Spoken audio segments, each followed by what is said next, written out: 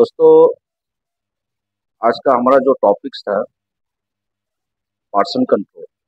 Person control एक व्यक्ति को कैसे कंट्रोल करते हैं, इसके लिए मैंने वीडियो भी बनाया है। तो आज जितने भी मेरे घर पे जो सुपरवाइजर है वो लोग भी इसके विषय में सभी गार्ड को ब्रीफिंग करने के लिए मैंने दिया हूँ। तो कुछ सुपरवाइजर जो है बहुत अच्छा ब्रीफिंग के साथ गार्ड को कर रहा है, तो ये चीज़ मेरे को बहुत अच्छा लगा। तो तेजपुर एसएसएफ वहाँ पे जो सुपरवाइजर है मृदुल कुमार, ये बहुत अच्छा लेक्चर दिया है। उन्होंने हिंदी पे नहीं दिया लेकिन असमीज में दिया है, लेकिन बहुत अच्छा लेक्चर दिया है। तो देखिए उनका वीडियो और आप लोग जरूर सब्सक्राइब करना ना भूलें। वीडियो जो है थोड़ा कंप्लीट देखिए, अच्छा लगेगा। विश्राम आराम से।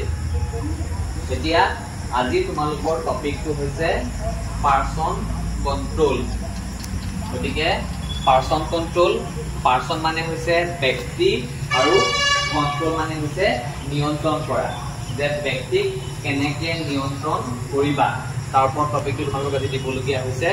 গতিকে পাৰ্সন কন্ট্ৰোল যিটো তোমাৰ দুটা ভাগত বিভক্ত। এটা হৈছে এমপ্লয়াৰ আৰু এটা হৈছে ভিজিটৰ। ভালকে কথাখিনি স্পষ্টকৈ শুনি যাবা। পাৰ্সন কন্ট্ৰোল দুটা ভাগত বিভক্ত কৰা হৈছে, এটা হৈছে এমপ্লয়াৰ আৰু এটা হৈছে ভিজিটৰ্ছ। এতিয়া যিটো এমপ্লয়াৰ বিভাগ সেইটো আকৌ তোমাৰ দুটা ভাগত বিভক্ত কৰা হৈছে। এটা হৈছে পাৰ্মানেণ্ট এমপ্লয়াৰ আৰু এটা হৈছে কন্টেক্সুৱেল এমপ্লয়াৰ। মনত থাকিবনে? শুনি যাবা টপিকবিলাক ভালকে। যিটো পাৰ্মানেণ্ট এমপ্লয়াৰ সেইটো অৰ্থাৎ বেছিভাগ টাটা ট্ৰাষ্টবিলাক আমাৰ কি হয়, যিটো টাটা 1mg বা এচিচিএফ সেইবোৰ পাৰ্মানেণ্ট এমপ্লয়াৰ হয়। আৰু যিবিলাক কন্টেক্সুৱেল এমপ্লয়াৰ সেইবিলাক শুনি যাবা, অৰ্থাৎ যিকোনো বেলেগ বেলেগ এজেঞ্চিক সেইবোৰ দি দিয়া হৈছে যিবিলাক কন্টেক্সুৱেল এমপ্লয়াৰ। যেনে আমাৰ এতিয়া এখন হস্পিটেলতে আছে যিবিলাক কন্টেক্সুৱেল এমপ্লয়াৰ। তাত কোন পৰিছে? আমাৰ চিকিউৰিটি পৰে প্ৰথম, দ্বিতীয় তোমাৰ হাউচ কিপিং পৰে, তৃতীয় জিডিএখিনি পৰিছে, 4 নম্বৰ ডিএমএছ অপাৰেটৰ আছে, 5 নম্বৰ তোমাৰ গোল্ডেন হস্পিটেল অৰ্থাৎ হস্পিটেলৰ ভিতৰত ইলেক্ট্ৰিচিয়ান অৰ্থাৎ মেইনটেনেন্স টিম যোনটো সেইখিনি তোমাৰ কন্টেক্সুৱেলত পৰিছে। গৈছে ইফালে যিটো এটা বিভাগ কৰিছিলে ভিজিটৰৰ, গম পাইছা? তাত তোমাৰ ভিজিটৰ আছে, তাৰপিছত তোমাৰ ভেণ্ডৰ থাকিব, তাৰপিছত এটা গেষ্ট অফিচিয়েল যিবিলাক তোমাৰ ধৰা কি কয় এতিয়া যিবিলাক পুলিচ হওক উকিল হওক এনেকুৱা তোমাৰ কেতিয়াবা ভিজিটৰ আমাৰ ইয়াতো আহে। গতিকে ভিজিটৰ বুলি কওঁতে এটা ভাগ চিৰিয়েলি মনত ৰাখি যাবা যে পাৰ্সন কন্ট্ৰোল দুটা ভাগত বিভক্ত, এটা হৈছে এমপ্লয়াৰ আৰু এটা হৈছে ভিজিটৰ। যিটো এমপ্লয়াৰ সেইটো দুটা ভাগত বিভক্ত কৰা হৈছে, এটা হৈছে পাৰ্মানেণ্ট আৰু এটা হৈছে কন্টেক্সুৱেল। হৈছে এই ভাগটো আকৌ পিছলৈ আনি আছে তোমাক ইফালে ভিজিটৰটোলৈ যোৱা। ভিজিটৰটোত বহুত মানুহ ইয়াতে কি হয় ভিজিট দিব আহে, ভিজিট কৰিব আহে।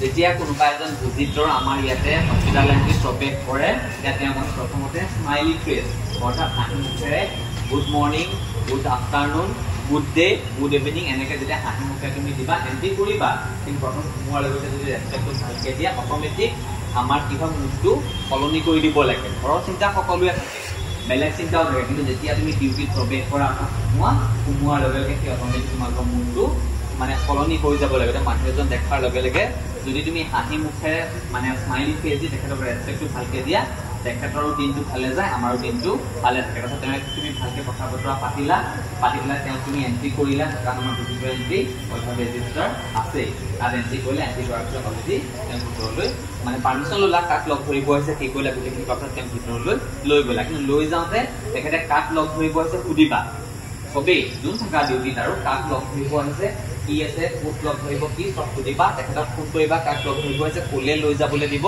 সোধাৰ পিছত তেওঁ ধুনীয়াকৈ আৰামছে ভিতৰলৈ যাবলৈ দিবা। হ'ল তাৰপিছত তোমাৰ আছে ভেণ্ডৰ।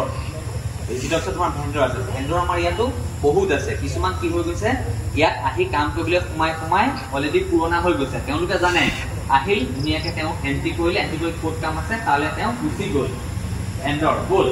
যোনবিলাক নতুন ভেণ্ডৰ আহে তেওঁ অহাৰ পিছতে তোমাৰ হস্পিটেলতে তেওঁ অকণমান চুচুক চামাক খেলি মেলি কৰি থাকে, চাবাচোন সেইবোৰ তোমালোকে যোনে যোনে ক্লাছত ডিউটি কৰিছা তেওঁলোকে জানিবা। তেতিয়া তেওঁ ভালকৈ সুধিবা আপুনি ক'ৰ পৰা আহিছে, কি কাম আছে, ক'ত কৰিব, গোটেইবোৰ তেখেতৰ ডিটেইলছ লোৱাৰ পাছত অৰ্থাৎ স্মাইলি ফেচ দি তেতিয়া তেওঁৰ পৰা তুমি উত্তৰখিনি শুদ্ধকৈ পাবা।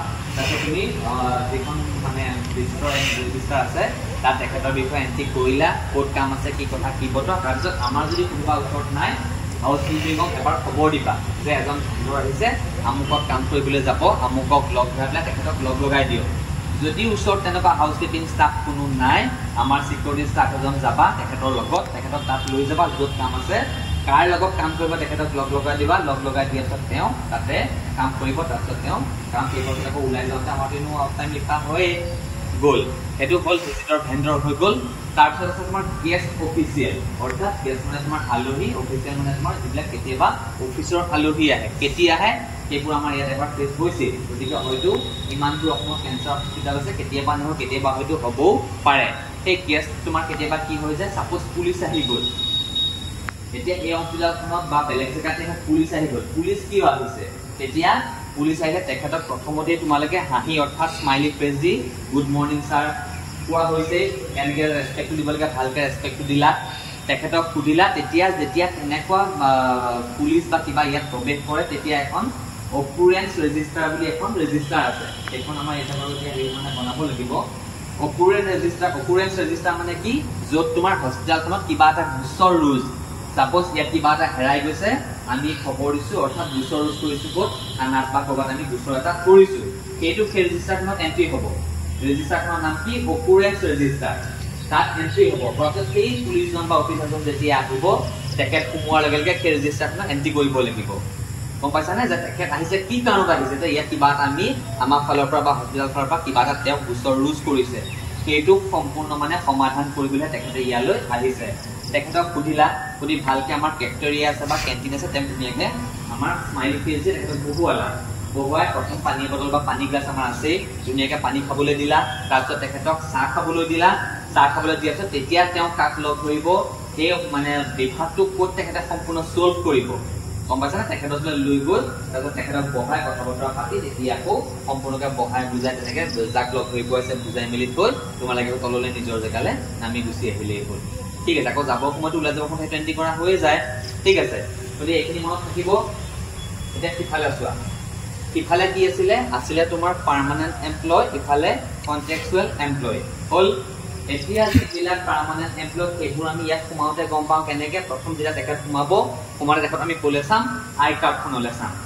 যেতিয়া আই কাৰ্ডখন দেখোঁ যে টাটা মানে যে লিখা আছে বা ACCF লিখা আছে, আমি গম পাওঁ যে তেখেত এজন আমাৰ এখন হস্পিটেলৰ পাৰ্মানেণ্ট এমপ্লয়ী হয়।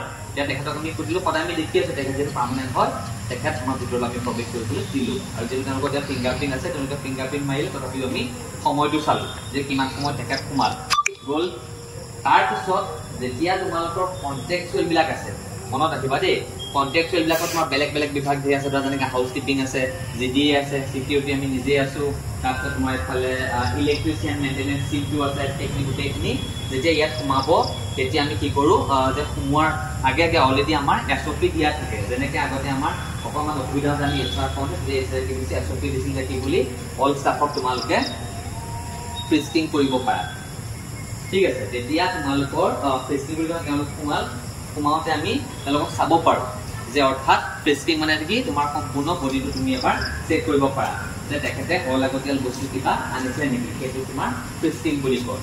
আৰু এটা আছে তোমাৰ চাৰ্চিং, যিটো চাৰ্চিং তুমি ক'ত কৰিব পাৰা, তেওঁলোকৰ বেগবিলাক, যে বেগবিলাকত তেওঁলোকে যিবোৰ আনিব নলগীয়া বস্তু ইয়ালে হস্পিটেল কেম্পাছৰ ভিতৰত সোমাইছে নেকি, সেইবোৰ হয়তো এচিডো হ'ব পাৰে, বেলেগ কিবা কিবি অলাগতিয়াল বস্তুও হ'ব পাৰে। এতিয়া আমি কি কৰোঁ, সেইবোৰো চাওঁ, লগতে গুটকা চাটাতে তামোল আমি সেইবোৰো চাওঁ যে সেইবোৰ তেওঁলোকে আনিছে নেকি, যদি আনিছে তেতিয়াহ'লে সেইবোৰ সোমোৱা নিষেধ, সেইবোৰ তেওঁলোকৰ পৰা উলিয়াই পেলাই আমাৰ বেলেগ ছাইডত গৈ তেওঁলোকক তেতিয়া ভিতৰত প্ৰৱেশ কৰিবলৈ দিবলৈ লাগে গ'ল।